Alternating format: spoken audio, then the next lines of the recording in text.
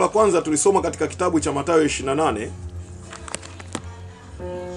ule mstari wa 19 alipoagiza watu wabatizwe wakafanywe kuwa wanafunzi alafu wabatizwe. Neno la pili tumelisoma kwenye Marko 16. Kwa hiyo kuanzia mstari ule wa 15, na neno la tatu tumelisoma kwenye kitabu cha Matendo. Hiyo Marko 16 mstari wa 15 hapo inazungumzia habari za kuambia wale mitume, enendeni ulimwenguni mote mkaihubiri Injili kwa kila kiumbe, aaminie na kubatizwa ataokoka na asiamini atahukumiwa. Na neno linasema baada ya mambo hayo Bwana akachukuliwa na akawa akitenda kazi pamoja nao. Huku akasema nitakuwa pamoja na ninyi mpaka mwisho wa dunia. Mwisho wa dahari maana yake ni mwisho wa dunia. Na hapa kwenye Marko 16 aliwaagiza wasitoke Yerusalemu mpaka watakapopokea nguvu kutoka mbinguni, Roho Mtakatifu, ambaye alisema Yohana aliwabatiza kwa maji na nyinyi mtabatizwa kwa Roho Mtakatifu siku hizi chache. Kwa hiyo haya ndiyo maneno ya mwisho ambayo Bwana Yesu aliwaambia wanafunzi wake. Agizo aliloagiza Bwana Yesu la mwisho, aliwaambia wale mitume wakaihubiri Injili ulimwenguni kote. Aaminie na kubatizwa ataokoka na asiyeamini atahukumiwa. Jambo lingine akaagiza wawafanye watu kuwa wanafunzi wakiwabatiza kwa jina la Baba, Mwana na Roho Mtakatifu. Jambo lingine la mwisho akawaambia msitoke Yerusalemu mpaka mtakapopokea Roho Mtakatifu. Kwa sababu gani aliwaambia hivyo? Kwa sababu alijua wale mitume kuna mambo hawatayaelewa kama hawajapokea Roho Mtakatifu. Kwa hiyo akasema mtapokea Roho Mtakatifu ndipo mtakapokuwa mashahidi wangu.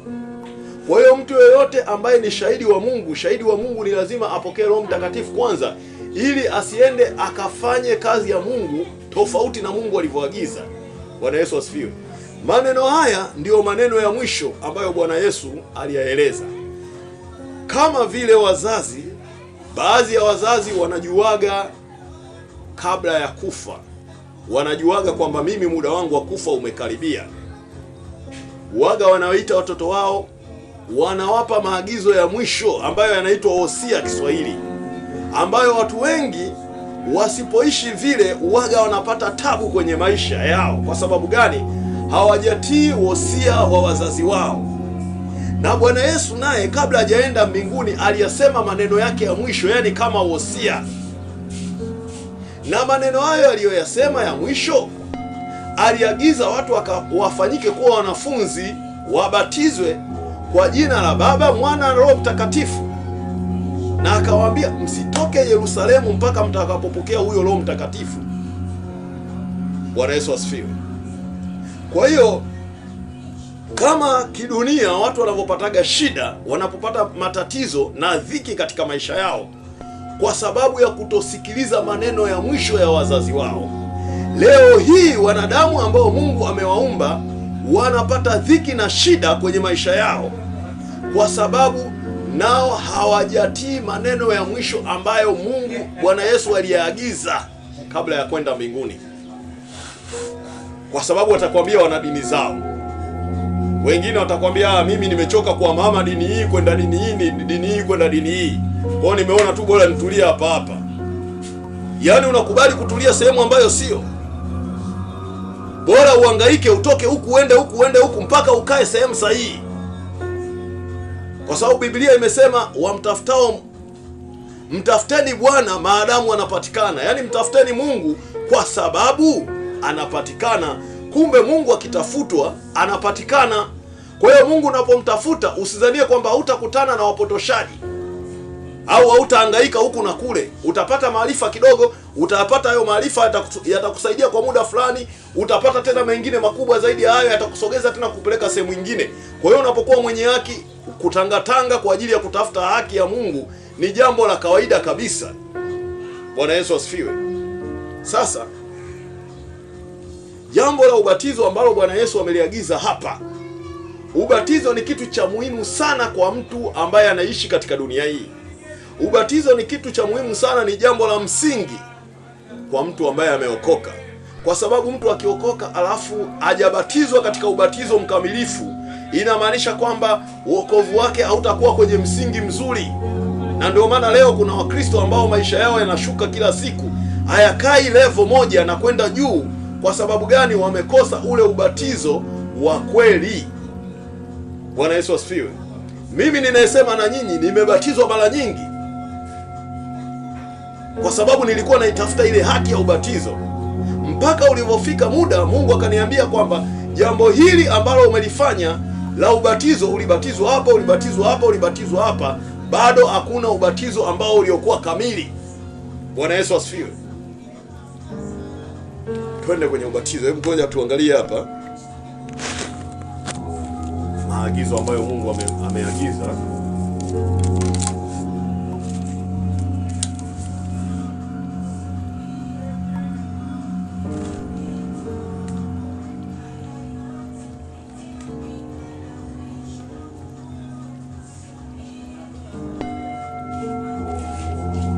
Hapa hii Mathayo 28 mstari tulioanza kusoma, Mathayo 28 kuanzia mstari wa 18. Nasoma tena kwa jina la Bwana Yesu Kristo. Yesu akaja kwao akasema nao akawaambia, nimepewa mamlaka yote mbinguni na duniani. Basi enendeni mkawafanye mataifa yote kuwa wanafunzi, mkiwabatiza kwa jina la Baba, Mwana na Roho Mtakatifu. Hapa Bwana Yesu anazungumzia habari za mamlaka. Anasema nimepewa mamlaka yote mbinguni na duniani. Kwa sababu amepewa mamlaka yote, akaagiza akasema, nendeni mkawafanye mataifa kuwa wanafunzi, mkawabatize kwa jina la Baba, Mwana na Roho Mtakatifu. Kwa hiyo jambo la ubatizo ni jambo la mamlaka. Yaani mamlaka maana yake, kama serikali imeamua jambo fulani, imetoa mamlaka kwamba kuna fujo sehemu fulani, inapeleka FFU, hebu nenda kapige wale watu, kamateni, tupeni gerezani. Wale watu watakapokuja watakuwa wameamrishwa na mamlaka, wamekuja kufanya hivyo, ni amri, ni mamlaka. Kwa hiyo jambo la ubatizo ni mamlaka. Kila binadamu ambaye anataka kwenda mbinguni ni lazima abatizwe. Bwana Yesu asifiwe. Kila binadamu anayetaka kwenda mbinguni ni lazima aokoke, afanyike mwanafunzi, na ni lazima abatizwe. Bwana Yesu asifiwe. Na hiyo ni amri Mungu amewaamuru watumishi wake wafanye hivyo. Sasa kuna muda walimfuata Yesu wakamuuliza, je, kwa mamlaka gani unafanya mambo haya? Shalom. Yaani walivyomwona Yesu anahubiri Injili, anafanya miujiza na anabatiza watu, ijapokuwa Biblia inasema kwamba Yesu mwenyewe hakubatiza isipokuwa wanafunzi wake. Kwa hiyo walivyomwona anafanya yale mambo, akaja wakamuuliza, je, kwa mamlaka ipi unafanya mambo haya? Yaani wale walikuwa wanatafuta mamlaka gani ambayo Yesu anayoitumia. Yaani hata leo hii ukiwa Mkristo umesimama vizuri na Mungu, wachawi wakishindwa kukuelewa watakuita mchawi mkubwa, lakini watataka pia kujua mamlaka gani anayotumia. Kama ni uchawi wake unatumia mamlaka ipi? Kwa sababu uchawi upo aina nyingi. Bwana Yesu asifiwe. Kwa hiyo hawa waliohoji mamlaka ya Yesu, Yesu alivyomuuliza habari za mamlaka, kwa sababu yeye anajua ubatizo ni jambo la mamlaka, akawauliza, je, ubatizo wa Yohana ulitoka wapi? Ulitoka kwa Mungu au kwa wanadamu? Kwa nini aliwauliza hivyo? Kwa sababu, fungua mikono, msifunge mikono hivi, mnakuwa mnajifunga, mnakuwa mfungulivu. Kwa hiyo waliposema kwa mamlaka gani unafanya mambo haya, Yesu akawauliza, je, ubatizo wa Yohana ulitoka wapi? Na wale watu walikuwa wanajua kabisa ubatizo wa Yohana ilikuwa ni mamlaka ya Mungu.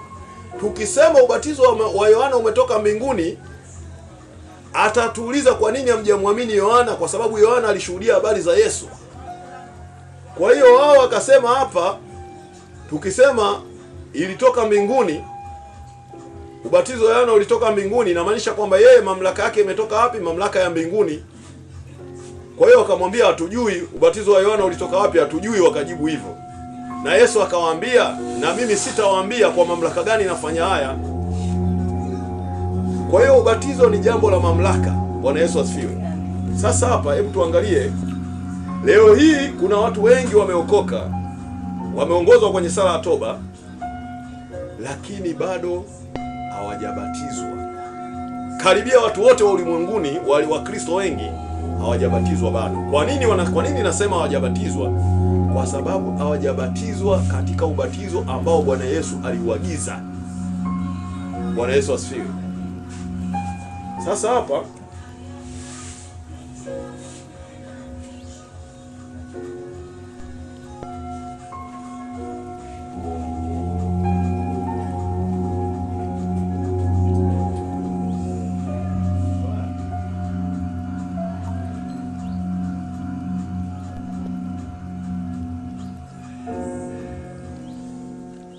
Matendo sura ya pili mstari wa 38. Matendo sura ya pili mstari wa 38. Ngoja niangalie nitaanza kusoma mstari wa ngapi. Matendo sura ya pili, lakini pointi yetu iko mstari wa 28.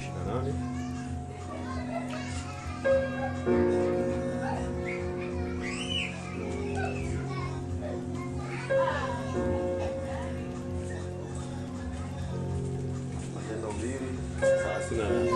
2 mstari wa 38.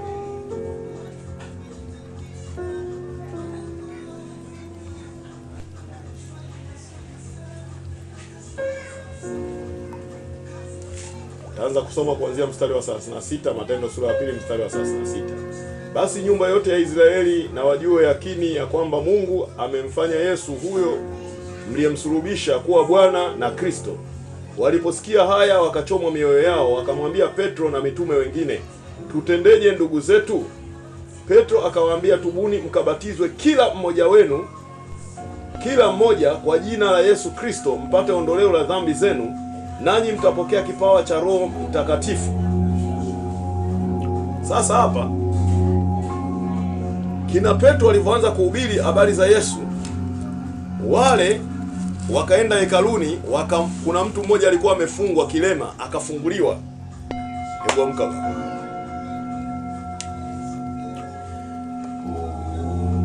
Baada ya jambo hilo, wale watu makuhani wakuu wakaja kwa Yesu, wakaja kwa kina Petro, wakaanza kuuliza. Wakauliza, je, walivyokuwa wanauliza hapa, kina Petro akawaelezea habari za Yesu, alafu akawaambia wale watu, wakauliza, tutende nini ndugu zetu? Petro, Biblia ilivyoanza inazungumzia Petro kujaa Roho Mtakatifu. Akawaambia, nendeni wote mkabatizwe kwa jina la Bwana Yesu Kristo. Bwana Yesu asifiwe. Sasa kule Bwana Yesu ameagiza, nendeni mkawafanye mataifa kuwa wanafunzi, mkabatize kwa jina la Baba, Mwana na Roho Mtakatifu. Huku Petro anasema kwa jina la Bwana Yesu Kristo peke yake.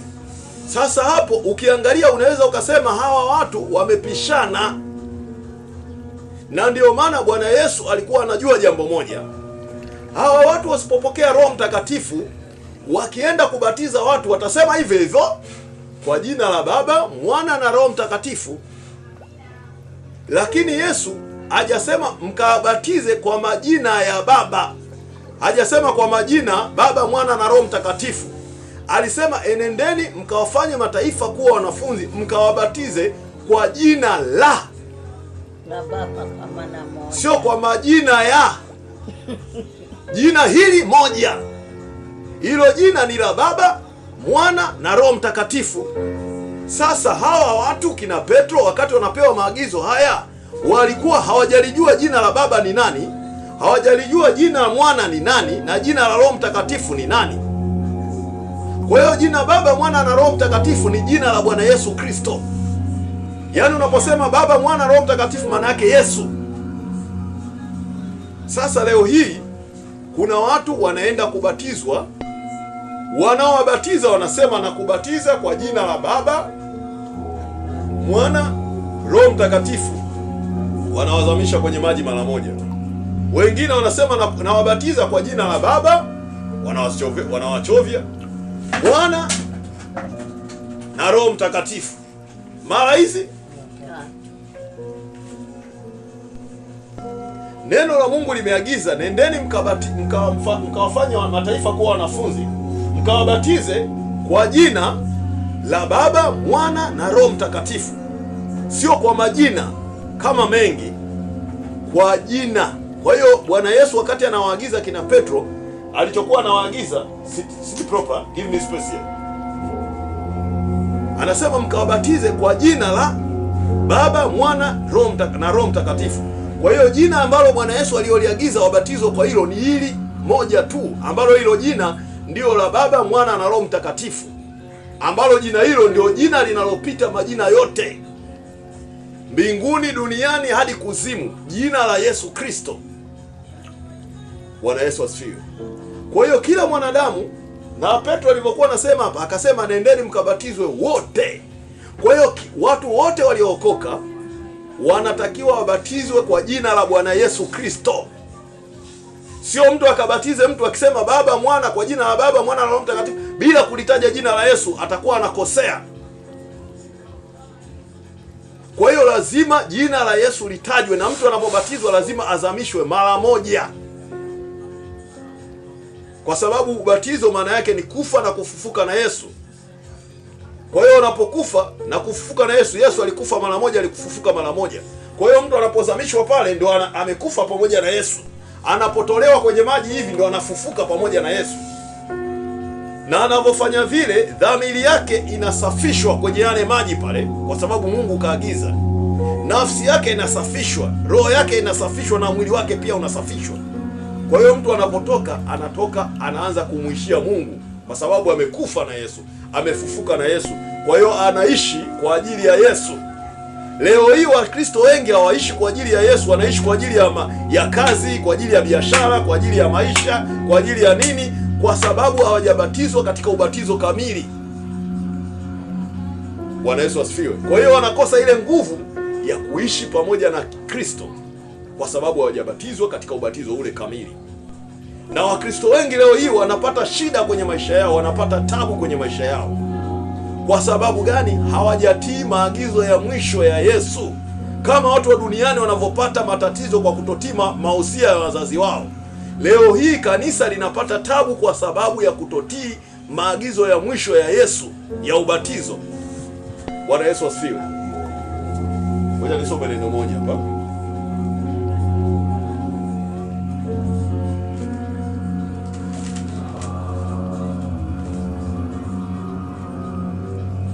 Waefeso sura ya 4 mstari wa 5.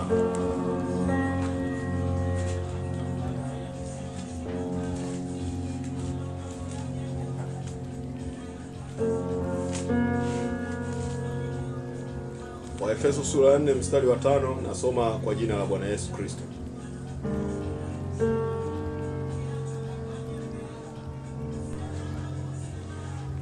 Ngoja nianzie kuanzia mstari wa kwanza. Waefeso sura ya 4 kuanzia mstari wa kwanza, nasoma kwa jina la Bwana Yesu Kristo. Kwa hiyo nawasihi mimi niliye mfungwa katika Bwana, mwenende kama inavyostahili wito wenu mlioitiwa, kwa unyenyekevu wote na upole, kwa uvumilivu, mkichukuliana katika upendo, na kujitahidi kuhifadhi umoja wa roho katika kifungo cha amani. Mwili mmoja, roho mmoja, kama na mlivyoitwa katika tumaini moja la wito wenu. Bwana mmoja, imani moja, ubatizo mmoja, Mungu mmoja, naye ni Baba wa wote, aliye juu ya yote na katika yote na ndani ya yote. Bwana Yesu asifiwe. Kwa hiyo hapa Biblia inatuambia kuhusu habari za Bwana mmoja, imani moja, ubatizo mmoja. Kwa hiyo Wakristo lazima wawe na Bwana mmoja, Yesu awe huyu mmoja tu. Bwana anatakiwa awe Yesu peke yake, usiwe na bwana mwingine. Bwana Yesu asifiwe. Imani moja. Imani yetu sisi Wakristo tunatakiwa tuamini binadamu yoyote ambaye hajaokoka hawezi kuingia katika ufalme wa Mungu. Hilo inatakiwa uamini. Na kama wewe unasema umeokoka alafu unaamini pia kuna wanadamu wengine wanaweza wakaingia mbinguni bila kuokoka, ujue wewe hauko katika imani moja na Yesu. Wewe uko imani moja na shetani, kwa sababu shetani anajifanya kwamba hajui kwamba watu lazima watu wote waokoke ndio waingie mbinguni. Anawadanganya watu kwenye dini. Inamaanisha kwamba na wewe umedanganyika. Ukijiona wewe umeokoka na unaona na unaamini kwamba kuna watu wataingia mbinguni bila kuokoka, ujue wewe mwenyewe hauendi. Bwana Yesu asifiwe. Kwa sababu lazima uwe na imani moja, hii moja. Na Yesu alikuwa na imani hii, ndio maana akasema mtu yoyote asipookoka haingii mbinguni. Hiyo ndio imani yetu sisi wa Kristo, kwa sababu Yesu amesema hivyo na ametuthibitishia. Na yeye alikuwepo kule mbinguni na akaja duniani hapa na akaenda tena mbinguni, na hajawahi kudanganya hata siku moja. Kwa hiyo alituambia ni kweli na hakika na amini. Sasa neno linasema Bwana mmoja, imani moja, ubatizo mmoja. Sasa cha kushangaza na cha kusikitisha, leo hii kuna batizo nyingi hapa duniani. Wengine wanawachukua watu, wanawamwagia watu kichwani, wanasema umebatizwa. Kubatizwa maana yake ni kuzamishwa. Sasa mtu hawajamzamisha, wanamwagia maji kichwani, wanasema tunakuzamisha. Hebu angalia huo uongo. Yaani mtu anakumwagia maji kichwani, alafu anasema tunakuzamisha kwa jina la Baba na la Mwana na la Roho Mtakatifu. Yaani unapomwambia mtu tunakubatiza, kwa sababu maana ya ubatizo ni kuzamishwa. Kuna ubatizo na uratizo. Huo uratizo Mungu hajaagiza watu waratizwe. Mungu ameagiza watu wabatizwe, maana yake wazamishwe. Kwa hiyo leo hii unaposikia mtu anamwagia mtu kichwani maji alafu anasema nakuzamisha kwa jina la Baba na la Mwana na la Roho Mtakatifu, jiulize wewe, pale anamzamisha au anamwagia maji? Kwa hiyo ule ni uongo wa dhahiri kabisa. Labda asingetumia neno tunakubatiza, angetumia neno lingine. Kwa nini asiseme tu ukweli kwamba nakunyunyizia maji kwa jina la Baba, Mwana na Roho Mtakatifu? Kwa nini aseme hivyo?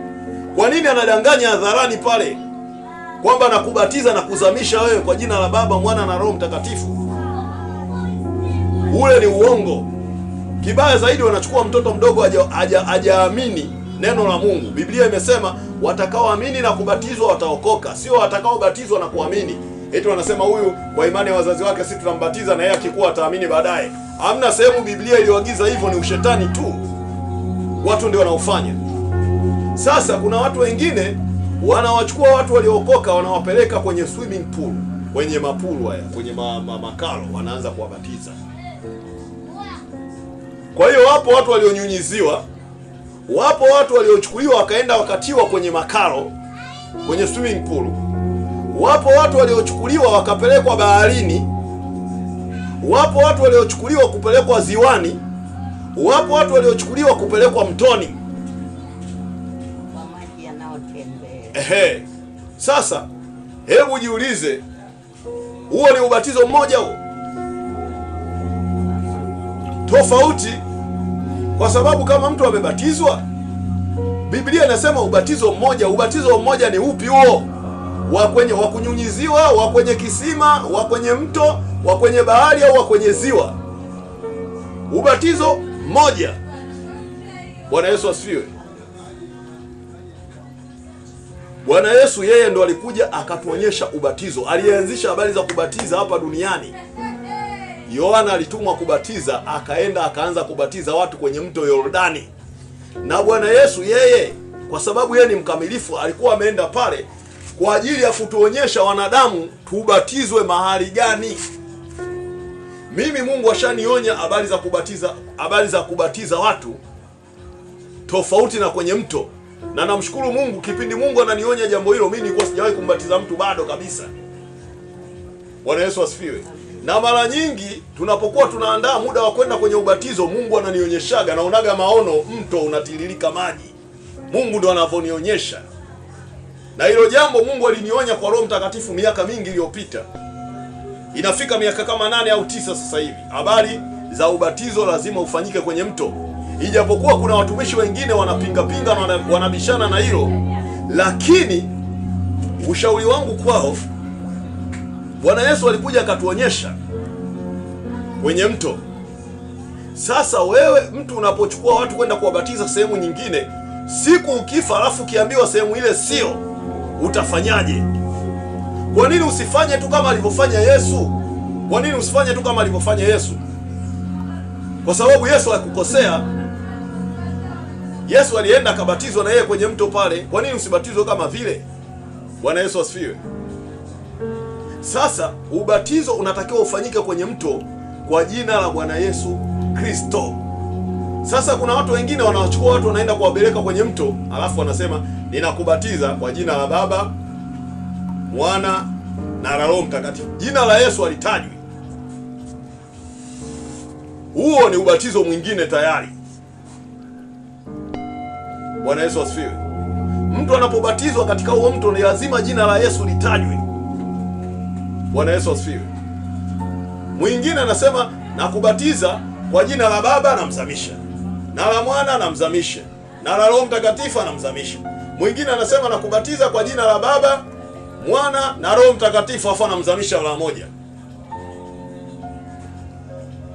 Kwa hiyo hapo sio ubatizo mmoja. Na mitume walivyofanya hapa, Biblia inasema waliwazamisha watu mara moja kwa jina la Bwana Yesu Kristo, wakawazamisha.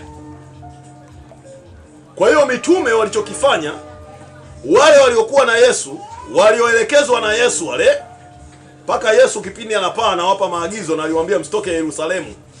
Petro siku hiyo alikuwa amejaa Roho Mtakatifu, kwa hiyo alikuwa hajakosea kabisa alivyowaambia enendeni nyinyi nyote mkabatizwe kwa jina la Bwana Yesu Kristo. Petro wakati anasema maneno hayo alikuwa hajakosea, kwa sababu alikuwa amejaa Roho Mtakatifu. Bwana Yesu asifiwe.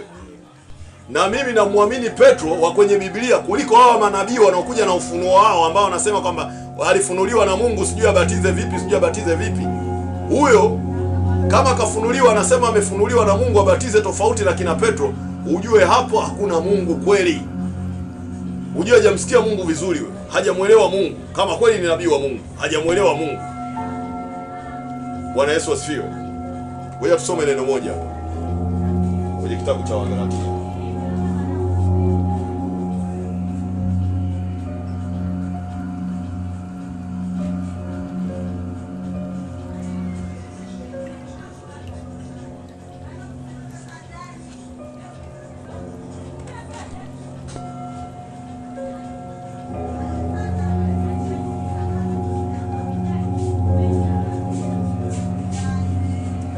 Wagalatia sura ya kwanza.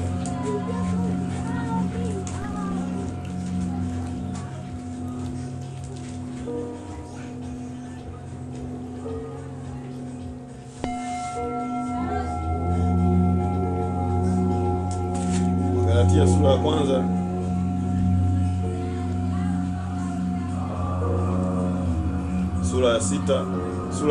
Sura ya kwanza mstari wa 6. Nasoma kuanzia mstari wa 6, nasoma kwa jina la Bwana Yesu Kristo.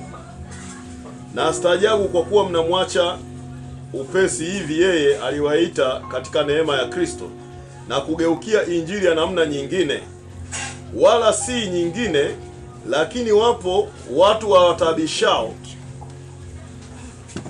na kutaka kuigeuza injili ya Kristo.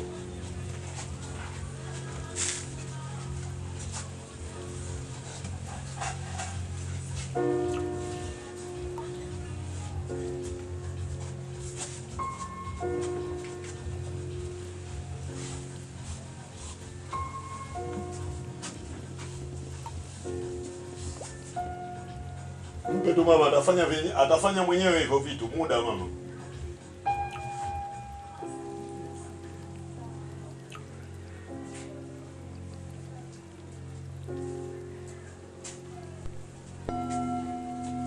Wagalatia sura ya kwanza mstari wa 6, nasoma kwa jina la Bwana Yesu Kristo.